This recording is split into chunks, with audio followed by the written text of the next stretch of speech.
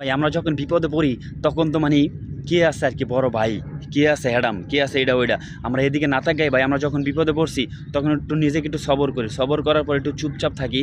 তখন আমি বলি যে ভাই আমি খুবই দুর্বল, কারণ আমি একটি মানুষ, এই দুনিয়ায় আমি আসছি ল্যাংটা, যেতে হবে ল্যাংটা।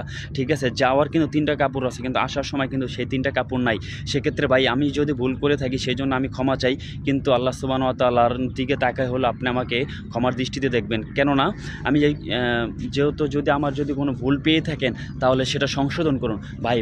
মানুষ মাইরে ফেলালে কিন্তু কখনোই জিনিসটা সংশোধন হয় না। তাই আসুন আমরা নিজেদেরকে সংশোধন করার জন্য একটু ভেবে চিন্তে তারপর কাজ করি।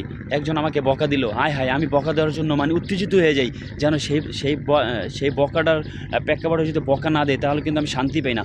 আরে ভাই, এইসব কালচার হলো কার শয়তানের। তো সেই শয়তানের কালচার কি আপনার ভিতরেও কি আপনি কি লালন পালন করতে চান? তাহলে কিন্তু ভাই ধ্বংস, নিশ্চিত ধ্বংস। তাই আসুন আমরা একটু ধৈর্য ধরি, ধৈর্য ধরলেই কিন্তু সফলতা আসবে, অবশ্যই আসবে।